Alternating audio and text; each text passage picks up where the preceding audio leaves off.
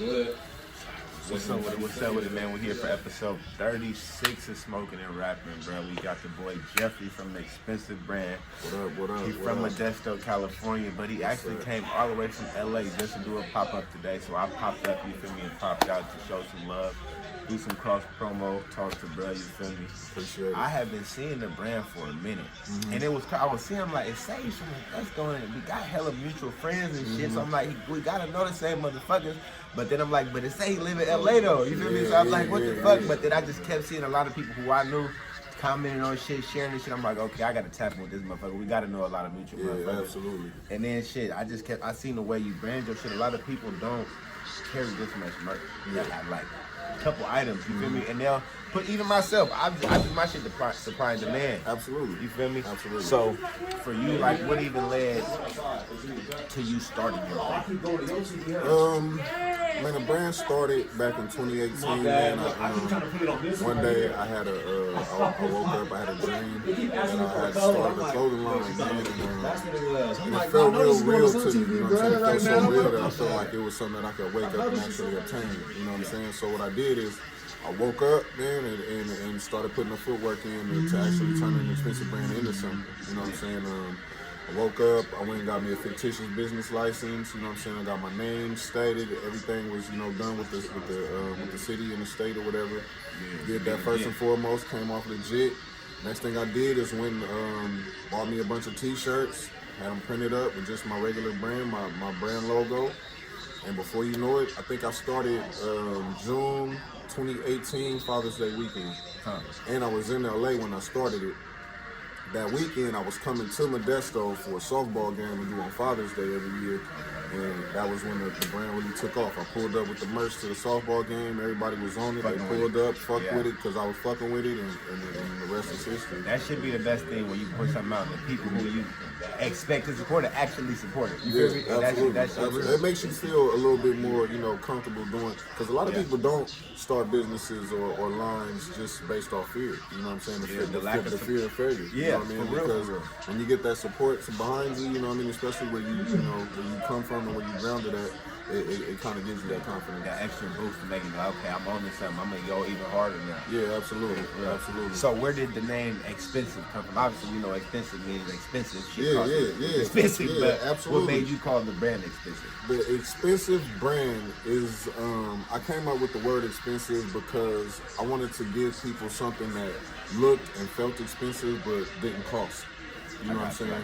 You got Louis, you got Gucci's, everything. It looks, it feels expensive, and it's also expensive to your pocket. You know what I'm saying? So the word expensive to me actually is it's an initiator. You know what I'm saying? People would see the word expensive and then become intrigued on what's so expensive about it. You know what I'm saying? And then you gotta find that you're getting it for a bargain. So what I did is, like, with my tee line, if you ever picked up one of my tees got a real soft, like, cotton. It's called Pima cotton. It's a real soft cotton. You know what I'm saying? It's a tri-blend mix, and it feels expensive. You know what I'm saying? And my brand logo, my brand motto is expensive feel, but not the expensive price. You know what I'm saying? So that's where the word expensive came from. So when people see the word expensive, they want to know what's expensive, and then once they investigate, they see that it's not expensive. So I got you. And that's actually clear, because like some people will wear it just because it says expensive. Yes, and you want to feel expensive. You feel me? So you somewhere around people that just wear expensive shit, you got on some shit that say expensive. And they don't even know you got the shit for the law. If it makes you feel expensive, mission accomplished. That's real shit. That's real shit. And then so, with being from Modesto, what made you leave Modesto and go to LA? Shit, I've been in Modesto since 1994. I moved to Modesto in '94 with my family, and by the time I got ready to leave Modesto, I think I pretty much done everything. I'm big city at heart, you know what I'm saying? So I was born in LA, you know what I mean? So like I gravitate to bigger regions and, you know what I'm saying, demographics. But Modesto is my home, you know what I'm saying? This is where I grew up. This is where I had my first child, you know what I'm saying? This is where I jumped off the porch at. Yeah, hell yeah, jumped off the porch, bust my first gun, like, you know what I'm saying, in Modesto. So, like, I'm from Modesto, West Side Modesto. You know what I'm That's saying? crazy. Yeah, that's how to be the talk. There's a lot of West. I know a lot of people from West Side. Like they interview a lot of people from West Side already. And I feel like too, bro, Modesto is just a city. But I don't care for how long you live here. If you live here for the period of time, you catch yourself always coming back. Oh, yeah, Because absolutely. even for me, like me and my family, we moved to Patterson first, like 2005 or some shit like that. You feel me? And then I would start coming to Modesto because it really wasn't shit in Patterson. so they go to Modesto. I'm like, okay, it's at least some more niggas out this way. You feel me? So I get on a little start bus, come out to this level. Some motherfuckers out here, AEs, the cash, shit like that. You feel me? And then fucking. Same shit for me. I had my first baby out here and all the same shit. So I just kept myself always come back. I moved to Vegas, I moved to Portland, but I always just come back and it's just like I tell myself I'm from Oakland at heart, but like I got so much love in the valley that no matter what, I always like come back and these motherfucking rappers. I've been doing shows and shit like that. Like it's a lot of talented motherfuckers in Modesto. Oh, big facts, big facts. Modesto, all type of shit. Yeah, Modesto will always be like, you know, it's like a heart box for me, you know what I'm saying? Like my heart's gonna always be here, but you know, in my body, it just wants to be other places. You know what I'm saying? And it's just, it is. Yeah, definitely. You just got to be able to get out. You know what I'm saying? And that's Do you what I feel did. like being in LA though, it makes it easier or harder for you as far as the brand? I think it gives and take a little bit. It's like a little 50-50ish, you know what I'm saying? But being in LA amongst so many other brands, you know what I mean? I'm a small fish in an extremely big pond, you know what I'm saying? And it's hard to get noticed. You gotta make certain moves and do certain shit that real player niggas don't really like doing, especially coming from the small city. But, you know, I have, you know, like I said, Modesto roots, so I can always come home, you know what I'm saying, and fit right back in with what's going on. And I think it adds like a insight from people that are from Modesto. They don't get to see you every day now, and they see you pushing your brand from so far away. It enamors them a little bit more. You know what I mean? I would hope so. I look to inspire though. I look to inspire because, like I said, I come from a place where like not too many people make it out of. You know what I'm saying? And to be one of the, you know, the blessed ones to be able to get out, you know what I'm saying, and make something of themselves, so to speak, and for progression, you know what I mean, it's a good thing, and I just hope that, you know, if anything that I can do is to inspire, I wish to inspire. So what's the overall goal for the community? Man, skyrocket to the moon. We're trying to take this shit to the stratosphere, you know what I'm saying? It starts off in 2018, it started off on ground level, like real ground up, man, out the trunk. We're still out the trunk with it, but at the same time, at that point, I'm a rookie in the game, you know what I mean? So it's like, when you get to a point, year one, you feel like you accomplished something, you've done a little bit more, you can put your brand, the logo on different types of apparel and shit. That's like a level up, you know what I'm saying? And I've been through shit. We 2 years now. Yeah. We 2 years in now. I think I'm like maybe like probably ran at least 15 runs in 2 years. Tees, hats, beanies, sweaters, joggers, masks, everything. You know what I'm saying? It's all about branding, man. I'm trying to make shit shape. You feel me? And I respect it though because a lot of people when they start brand, they don't. Absolutely. That's got the pop up. They popping up. Hey, for real.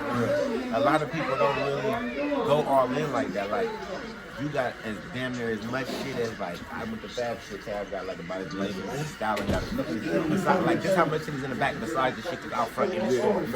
Shit like that. Shit like that show that you really behind your shit. You really want your shit to know because you took the time to spend this much bread. Like, man, if this shit don't sell, what else I'm gonna do with it? Yeah, you feel like I need a mantra too. Like, I put the bread into it. I gotta get it back. Yeah, real shit. It trickle back though. Yeah, that's how it goes. My God. You already know, man. It's gonna be here, man. Yes, sir. I'm gonna You gotta love when people come out and support motherfuckers at the events and shit like that. That make the best. That's why this is gonna be like one of the shorter episodes. We'll make sure nigga like 15 minutes or like that because I know he gonna have. Yeah, we got it popping at the pop up, man. They're popping up. They're popping up for sure. So what would you say when starting your brand, actually getting off the ground, being legit? What would you say was one of the biggest milestones that's happened for you thus far? I think one of my biggest, I would say my biggest milestone so far is the celebrity endorsements. Like I've had I had Lil Baby Hold a T. I had Tory Lanez. You know what I'm saying? Ty Dolla $ign. Did they retweeted all this shit too? Yeah. They posted it early year one. I had my PR, my publicist actually was doing a video with Ty. And, no, not Ty, with Lil Baby. When Lil Baby was just now bubbling. Lil Baby held up a T, you know what I'm saying? And that kind of like elevated it. And then, like a couple months later, she did a Tory Lanez shoot, and Tory Lanez was doing, Tory Lanez held it up, you know what I mean? So it kind of like, that was one of the things, the bigger celebrity endorsements is probably like a plateau in that to make you feel like you're doing something. And at the end of the day, 100%, that's the make every motherfucker buy that shit. Because they look at it like, okay, he got the niggas wearing this shit.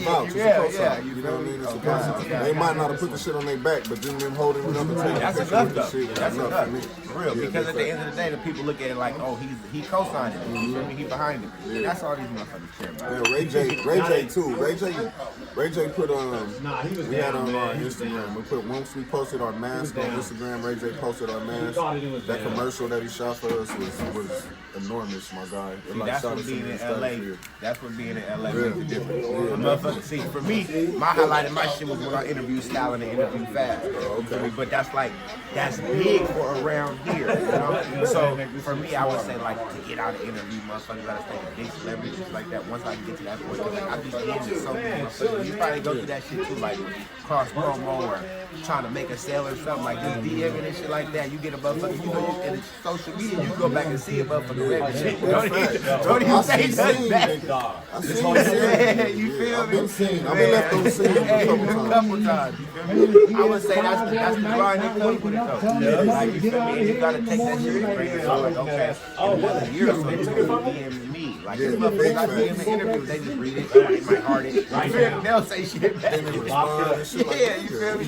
But it's like in a couple years, like once I'm big, I'm viral, shit. I say, oh, it's such a privilege to be on my shit. Now you care. That's why I feel like motherfuckers like you and shit like that. Where it's like, even if it ain't hella big, I'm still gonna do it because it's all cross promo. It can be teams with motherfuckers who know you and don't know you, but they start fucking with the brand. And some motherfuckers that know you and don't know me, and they watch the shit and slide from the channel and shit like that. That's all I do. We gotta keep it going in that our small business circle like that. Because if we all fuck with each other, We gotta lift each other up. yeah, it's all. That's the only way we gonna all feel. Even though you don't see Gucci and Versace doing that shit, it's too much money though. But as far as us small businesses, I think if we do that shit, it'll help. Like I feel like if all the small, but how many small businesses around here, bro? We could all link us and put extras on it. You know what I mean? I think with how many people have started their own things and promoters around here and shit like that, if niggas say fuck it, the same thing Chris Ridge was doing, to call a big meeting. Everybody who got a brand or whatever, come down. How much can you invest? Let's get some sponsors. Let's put it up. Even if we start with a small one, you feel me? It's enough. You feel me? Nice little entrepreneur conference. Yeah, you feel me? A little parking lot like this or something. You Chris feel me? Ridge is definitely somebody who can put that together. Oh yeah, Shout out for to sure. Chris Ridge. Oh yeah. Everything he done for me and my brand, everything he done for me as an artist, like when we did the music, like let me listen to the Fat Cat Man, that was big, like you know, shout out to Chris Ridge. You see, what is he? Is that councilman or assemblyman or something? Council, some shit like that. He's something big around this motherfucker. Yeah. He made his way for sure. You just family? Yeah, that's fun, bro. Anytime. I was gonna play bread with the lady at the We're going to get to it at the end of this one. So all I'm going to have him do is tell y'all his other social media, the pricing for the clothes, and where you can actually find it at. So basically just telling your social media, like what are the prices actually for your items like that, where can they actually get it at? Actually, we got a little bit of everything, man. If y'all need to go to the socials and find us, you can go. Instagram is Expensive LA. Facebook is The Expensive Brand.